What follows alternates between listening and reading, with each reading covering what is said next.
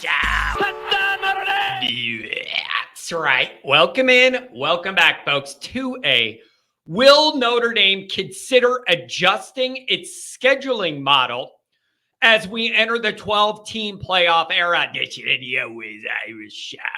As always, you can find the program on YouTube. Do it, subscribe. I appreciate it very much. Give the video a thumbs up. That helps Yanni Boy out as well. Notifications on, you know why. That way you alerted every time a new episode drops. I know you don't want to miss it. Twitter, search bar Always Irish Rat. Always Irish Inc. Emails, alwaysirishnd@gmail.com. Audio only. Anywhere you want it, you can get it. If you don't want to see my face, I don't blame you. Call-in lines, 312-988-15. You dial it up and tell Johnny all the football you've heard and seen. Instagram, Facebook, Always Irish Inc. USA Today, Irish Wire. Read all about it, folks. Patreon.com/alwaysirish. Former captain, leading tackler Mike Goolsby and myself behind the paywall. What could go wrong? A lot. It's beautiful. Thanks to everybody that's joined. More stuff heading your way there. All right. Welcome in. Welcome back. Thank you, everybody, for being here. I do appreciate it very much, as always. There is no show without you. Thank you. So this is a great question I received from one of the Patreon subscribers. And Goolsby and I go over batches of questions that are submitted and emailed or put in the comments under the Patreon's content, whatever. And I received this question, and I do think it is something worth addressing. So the question is, given that Michigan just proved you can play one game a year in the regular season and win a title, should Notre Dame adjust its scheduling model moving forward to make getting in easier? So number one is, I totally get the frustration with the Michigan thing. I totally get it. Obviously, you know who you're dealing with here. You know how I feel about those people and their media. There is no less worthy group of success than that specific subset of fans and media are the worst I've ever encountered. They are. No class, no integrity, no dignity, no morals, no knowing how to act, none of it. Even the media, shady lies, make up stories, like they will do anything. Cover for a lot of bad stuff going on, all of it. So I have no respect for either of those groups, Michigan media or the fan base at all. Just garbage, just white trash, just awful, awful, awful people. They don't know how to act. It's just that simple. They don't know how to act appropriately and interact in a way that has any integrity whatsoever with anything. And I have no respect for either of those groups. So, but the reality is they played Ohio State and that was it for their whole Big Ten bullshit. You know, the Big Ten tough conference. What they played one real team in the Big Ten.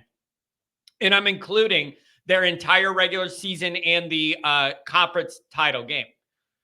Oh, John, what about Penn State? No, I said real teams. You have to have an offense to be a real team. So, no, I don't count Penn State in there. I don't care that they're ranked 7 to start every year and we're told that this is the year they're going to do something. They don't do anything. They are Brian Kelly, Notre Dame. They're going to win 9 or 10 games a year, and they're going to beat all the teams. They just have more talent than because of the brand on their helmet. And then when you need them to win a big game, they're going to fail. Rinse, repeat, do it again another year, get pumped up. Same thing. Penn State right now under Franklin is Brian Kelly, Notre Dame. It's super frustrating, and it's like, but it's not bad enough. You can really get that mad about it, but it isn't good enough to make anybody happy. They're doing the whole Brian Kelly, Notre Dame thing right now. It's almost a mirror image. Recruiting pretty good, but not elite. And then just you win the games you should, and then you lose everybody up. It's frustrating to see because it's Kelly, Notre Dame all over again. It makes me want to stab myself in the cornea with an ice pick. So they played one team all year in the regular season that had a pulse, obviously, at the end of the year, and that's Ohio State. It is not Penn State. Iowa, it should be embarrassed to even, I would have declined to be in the conference championship. You should be required that you have an offense. I just can't not be frustrated with how easy Michigan's path was. Now, that doesn't mean, use your brain here, that doesn't mean spare your comments. Oh, John, you're saying Michigan's no good. Look at who they beat at the end of the year. Are you saying they're no good? When did I say they were no good? They could be good and have an easy road that helps them. Both could be true at the same time. Open up your brain.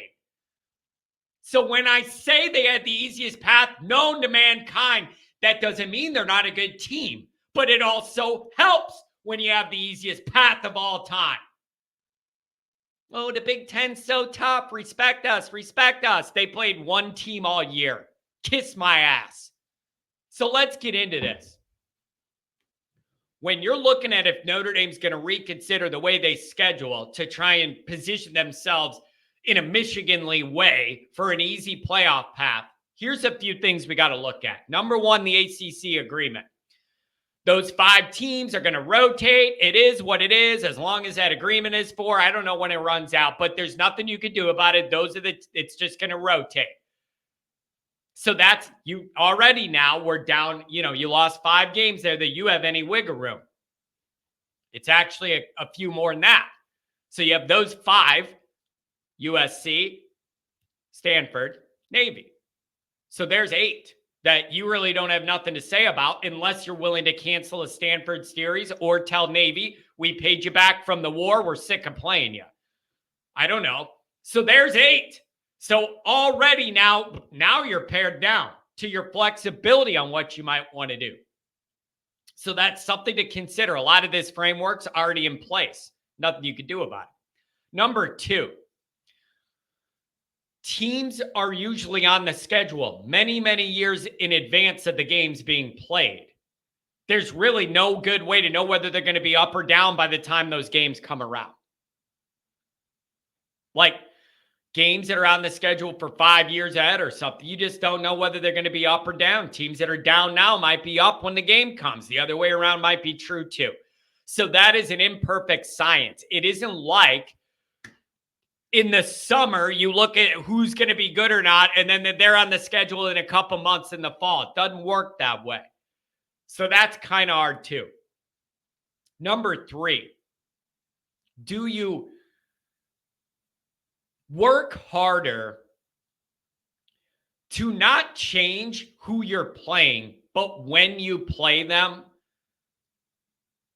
And I understand that, again, is an imperfect science because if you're playing conference teams, they want to fit you in when it works best for them, and you may have a little more flexibility, whatever. But do you consider really working hard to try and position that schedule and space it out better than like our last schedule was, where it was a gauntlet for a month in a row of 9 games against undefeated teams, for example? Now, I understand nobody was betting Louisville and Duke were going to be what they were when we met them. Not at the end of the season, when we met them. Undefeated, flying eye, everything to prove, all that. But like A&M, the next 2 years being game 1 as an example, is that the smartest way to kick off a season for Notre Dame? 2022, you're at Ohio State week 1. Are those wise to have those premium of games of that magnitude the first game of the year? Is that wise or unwise for Notre Dame? You know what I'm going to say the answer is. If you win them, then it's very wise. And if you don't, it's a dumb idea. That's going to be John's answer. I mean, I know that's like a cop-out, but I literally mean it. If you win it, then it's great. And if you lose it, it's a rough way to start the year on a loss. But look at it. Look at it this way. To illustrate what I'm saying, if Notre Dame beats A&M next year, week 1, then you have NIU, Purdue, Miami, Ohio, Louisville, but at home, not in the Super Bowl this time. Still mad about all the dynamics of that hornet's nest we walked into and then just popped a squat on the 50 and took a big dump down our leg. Still losing sleep over that one. But if you're able to beat A&M, Then you get NIU, Purdue, Miami, Ohio, Louisville at home, not in the Super Bowl, Stanford, Georgia Tech, Navy, all of that till you get Florida State at home. A&M's the entire key to all this. And it's week 1. So I don't know. I mean, it's a cop-out, but I literally mean it. If you're going to win it, beat A&M, then it's a springboard and you're off to the races and momentum, and I love it, and the sky's the limit, and the playoff is more than realistic. What seed? Like, let's roll, baby. So, and if you lose it, then it's tough. It's just tough. So do you consider moving some of those games? Maybe. I don't know. Also, number 4, I don't have a firm grip on Pete Bavacqua's scheduling philosophy and his negotiations and all the things he's considering. Does it vary from the way Captain Jack tried to do things at all? I don't know that any of us know enough about how Pete Bavacqua is going to navigate all this to have an opinion on where he stands on it. Something else to consider. So I think you may end up seeing some one-game tweaks. And they seem so insignificant that they may even be hard to notice. But overall, Notre Dame's not going to shy away from scheduling big teams. They're just not. They're going to have in that batch of 4 after I went over the 8, the 5, ACC, USC, Stanford, Navy, there's your 8. Of those remaining 4, they're going to want one of them a big brand name outside the ACC, right? And so you may see one-game tweaks like Miami backed out of the game that's supposed to be next year, and you're going to get what? Army somewhere or something? Like, changes the landscape of that schedule if you have Miami on it. No matter what you think of Miami, whether you think they're good, bad, or in the middle, it's going to be, you know what that would be. You know what that would be just because of their name. But that's a big shift from adding Miami on that schedule to Army somewhere. Big shift. But it isn't going to get a lot of attention, right? So you may see these one-game little tweaks here and there. But Notre Dame's not going to shy away. For as much as people say Notre Dame's scared to play anybody, lately, what have you had? Going back a ways. A series with Michigan not that long ago. Series with Texas not that long ago. Series with Georgia not that long ago. Series with Ohio State we just finished. You have A&M series coming up, and then you have an Alabama series following that up a few years when that ends. So Notre Dame's not going to shy away. They're going to want one of those extra big magnitude games. So this is all really interesting to me. The regular season is going to be devalued. It's just a matter of how much and how teams navigate it. And the other thing that's interesting is there are a lot of teams and media people of teams doing what I'm doing, whatever. There are a lot of those groups that are entering 24 thinking the way I want to think of our team should be in this thing every single year without fail, or something's gone horribly, horribly wrong. There's a lot of teams thinking that, and I got news for you. There's more teams thinking it than there's going to be slots available. Something's got to give. Something's got to give. This is about to be a wild new world for Notre Dame, and I'm really excited to see how Notre Dame navigates it. But for that scheduling thing, you may see one tweak here or there, but it would be small enough that it's not going to garner news attention. But most of the schedule is already baked in, and then they're going to want one of that 4 to be a bigger one. That's just the way it's going to be. That's where you get your Michigan, Texas, Georgia, Ohio State, A&M, Alabama on the schedule, right? And those big brand names. So I don't expect to see big shifts in this unless Bavacqua was really at a different place in his mind with all this than everybody else has been around Notre Dame. And that would surprise me. I am sure scheduling philosophy has been talked about between Jack and Pete. Make no mistake about it, you guys. Scheduling is an art form that requires nuance and proper foresight.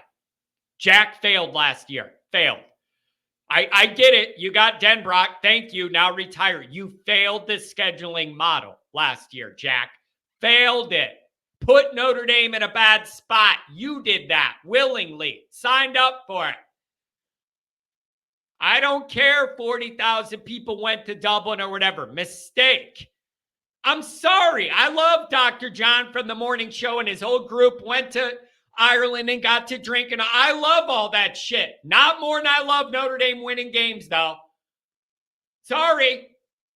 I value Notre Dame winning games more than I do you having a cool vacation in Dublin. Sorry. So as a result of doing that, you played 8 games in a row with no bye and were dragging ass, and it cost you. Is that worth your nice vacation in Dublin? It ain't to me. It ain't to me. I value winning over vacations. You should too. Get a grip. Get a grip. Okay? So, man, I struggle with some of this stuff. I just do. And so scheduling is nuanced, and it is an art, and it is a skill. It is not a blind administrative exercise where you just pencil in teams. There's negotiations. There's deals to be made. You got to think about the way this all lines up. Last year, we screwed ourselves. That model was garbage, horrible. Set us up for failure, and you got failure. Good job, Jack. Oh, but 40,000 people went to Dublin. Who cares? You lost 3 games. Who cares? Not me. So you got to do a better job of spreading this out with the buys when you're playing your good teams in a row that you know are good teams, or even if you don't know they're good, the brand name ones that you know are going to have athletes. You got to do a better job of spreading it out. Awful last year. Set us up for failure ourselves. That's like being in the Army and shooting your own guy.